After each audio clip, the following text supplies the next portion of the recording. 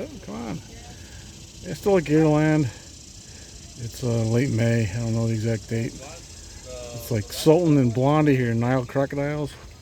Figured I'd try to walk along the croc path here with the crocodile enclosures and film them. She's Xanthic, I think the sign said. Blondie here, female.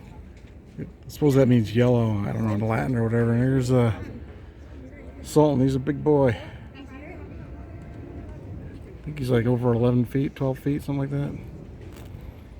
He's the one that Mike Heilman scratches his chin. He's kind of a nut for doing it, but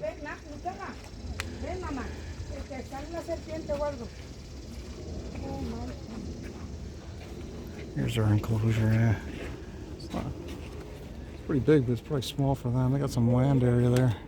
He's looking. There was a guy here feeding them recently, so maybe you think he's looking for more food. Although Blondie was getting most of what the guy was throwing. Yeah, just off to the side here with the same Sultan and Blondie.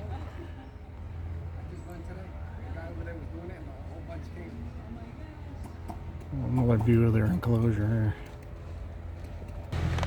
Apparently this cage is black throat and white throat monitors. I don't know if you can read it. And one of them is named Pork Chop. I don't know which one this is. I guess that's the white throat. I don't know if you can see him kind of against the back cage there. I don't know where the other one is, if he's even in here or not. I haven't seen the sign yet, but I think Baby Bird's a kookaburra. There's another one over there, Marshall, in a separate cage. Pretty big.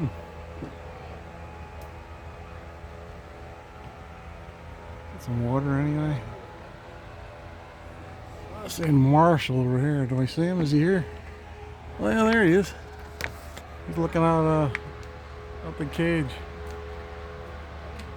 I guess Baby Bird's probably a female and Marshall's a male. Male name. Yeah, it is a kookaburra. From Australia, I believe.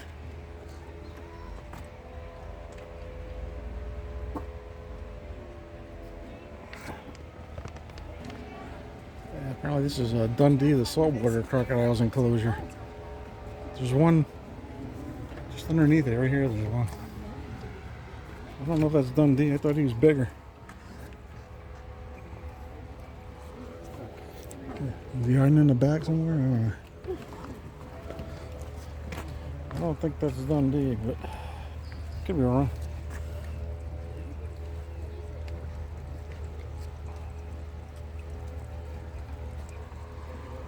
Oh, there's another one here in the enclosure.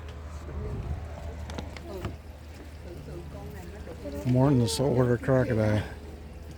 He's pretty big. It's supposed to be him here.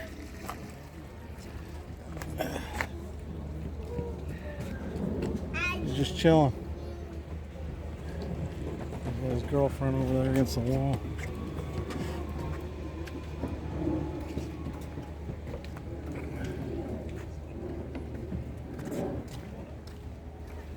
There's his girlfriend. I can't really get a good shot of her though. It's like Lizzie or Sheila, one or the other. He's like half the size. Well, I'm enjoying this, but This is dwarf croc there, but that's a turtle underneath the log. Oh, the croc's there with him. Almost missed it. Let's see if I can zoom in here a little. Zoom.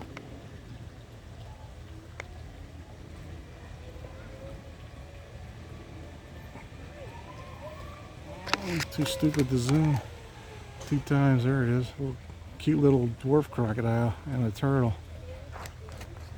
Show the sign. He's back dwarf crocodile, native to Africa. The biggest dwarf croc. Mr. Red is over 6 foot. Oh, he doesn't look it. Yeah, still on the croc loop. Oh, gotta unzoom it. oh my god! I'm escaping! I'm stupid for unzooming it too. There, okay, I think it's unzoomed. Meet both a little crocodile I could. in this waterfall pool here. The waterfall is off there. Lots of smaller alligators. I guess they cook them here before they go to the big pond. It's on the same loop with the crocodiles. It's a big circle. And the train goes on the outside. I'm going to go on the train earlier. I don't know if it's worth filming, but I might. So let the whirlpool fall. This one here was close up to the fence. I figured I'd film it. There's another one pretty close. There's a bunch of them there. From watching their video vlogs, there's a croc in here. I think it's a Cuban croc. I haven't spotted if it's still here.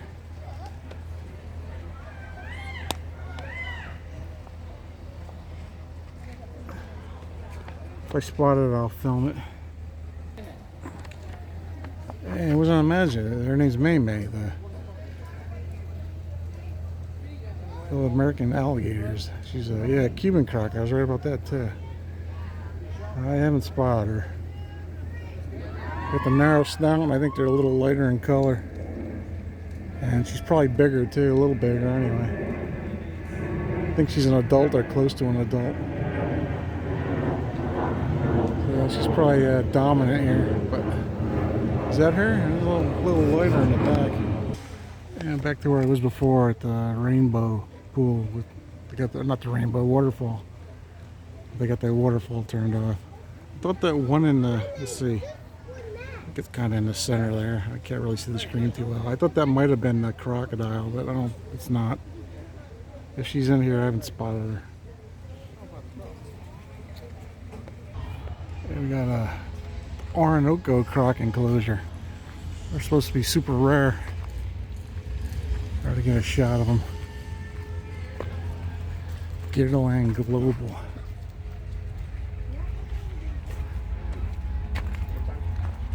From South America. Oh, there's a big one there. It's pretty big. And here all by himself. Pretty sure it's a male. Males get big.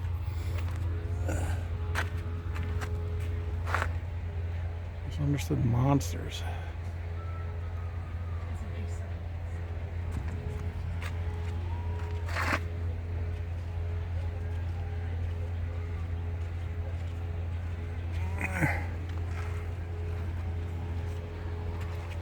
Gatorland, I guess mostly from Venezuela.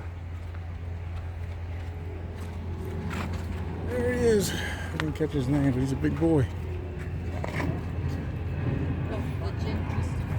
So he's by himself, unless there's one in the deep water there. Not really anywhere to hide.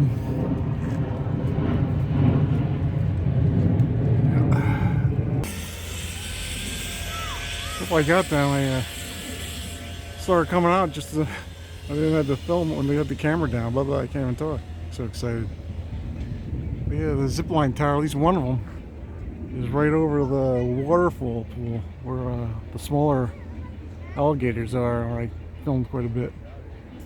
But yeah, right there, and here's the waterfall pool. I've seen the waterfall on video, so it's they do turn it on, but it's not now.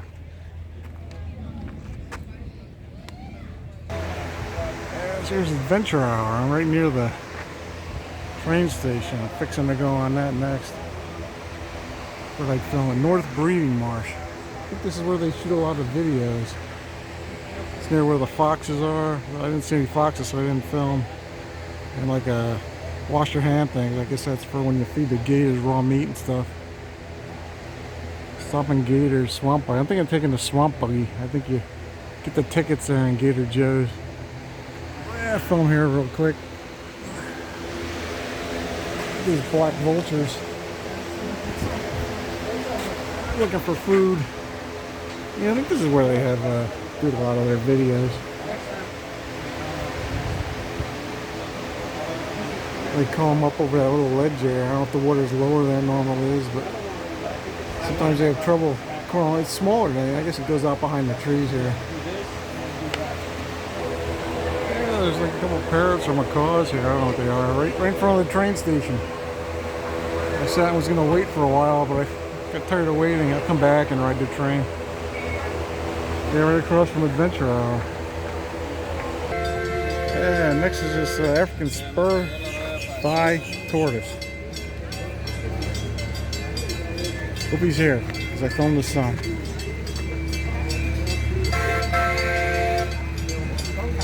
I don't see him. Oh, there he is. Thought he might be in the shed there. And there's the train. Maybe we'll go back and try to get on the train.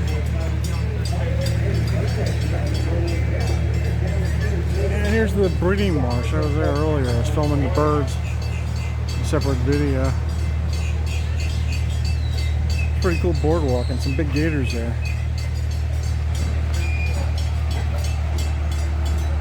There's like a crossing. Log crossing. Let me get the tortoise. We've made it all the way down. There he is. I don't know, I guess that's the rear end.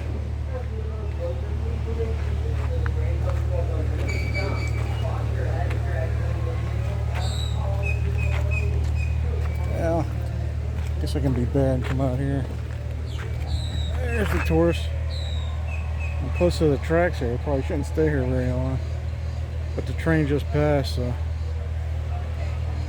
I think I'm safe.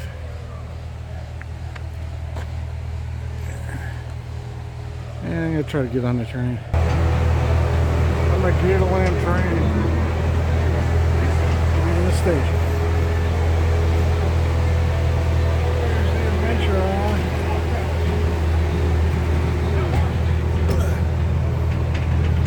Alrighty everybody, as we get started with our train tour, we do got to go over a little bit of a history lesson with you guys.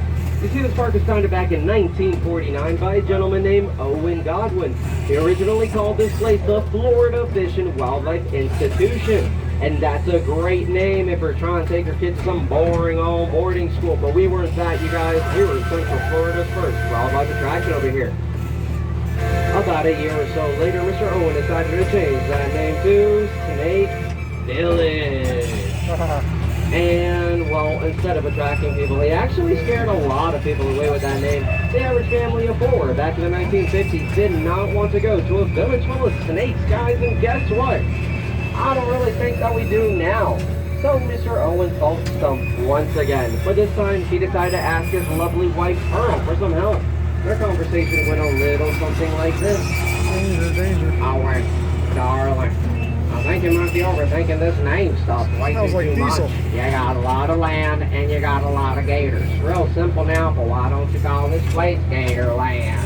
And folks, won't you look at that, 76 amazing years later, we are still Gatorland, the alligator capital of the world.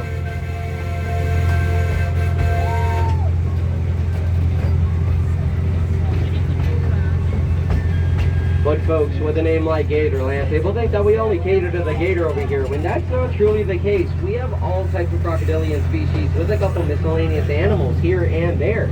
Coming up on our right-hand side is going to be our jungle crocs of the world sanctuary.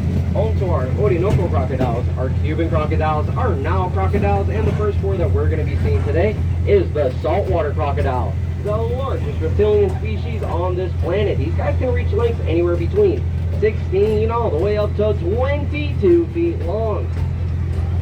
On the right-hand side here in our penthouse suite, we're going to have Lizzie. In the second enclosure right behind her, we have Sheila on the right-hand side and Mr. Morgan in the water. And our third enclosure houses our shyest baby of them all, Phoebe. She'll typically spend up to 2 hours under the water. And in our fourth and final saltwater enclosure, we have Mr. Dundee. Accompanied with him is a sweet lady friend, Salty Girl. Oh, there's something there, yeah. So once again, you guys, saltwater crocodiles are the largest reptilian species on this planet. But that does not mean they are the meanest. No, no, no. I'll have to get that title up to our Nile crocodiles over there. Housed in our Nile crocodile enclosure, we have Sultan and Blondie. You know, a lot of folks like to ask us, why do we call her Blondie? And that's because of that highlighted yellow pigmented skin of hers, which is actually a genetic morph called xanthism. The really cool thing about Sultan is that if you go over to his enclosure and call his name a couple times, there's a very good chance he's going to come up straight to you. Goes to show that they are smarter than what we think they are.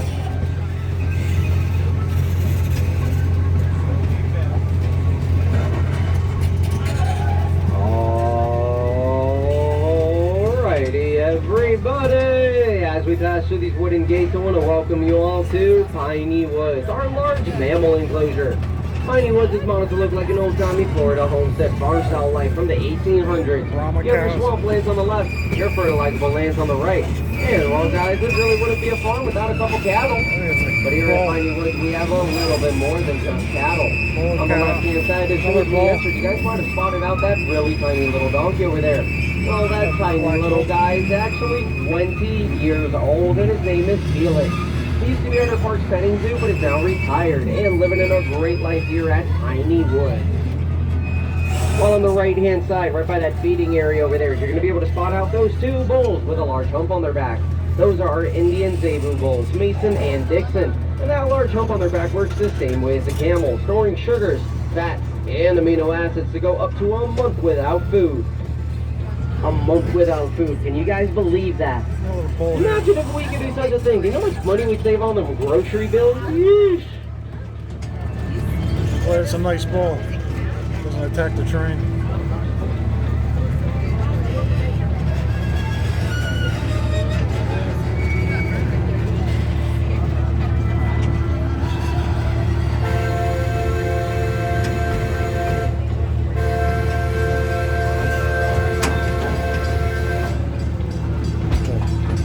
Cattle great there, always cool.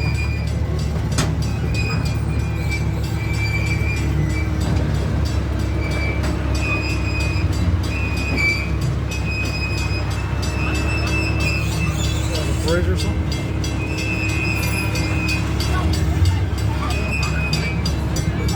Alright, everybody, we're going to be approaching our secondary optional stop over here. So if you guys would like to hop out and see the 1230 Legends of the Swamp Alligator Wrangling Show, this is going to be your perfect place to do so.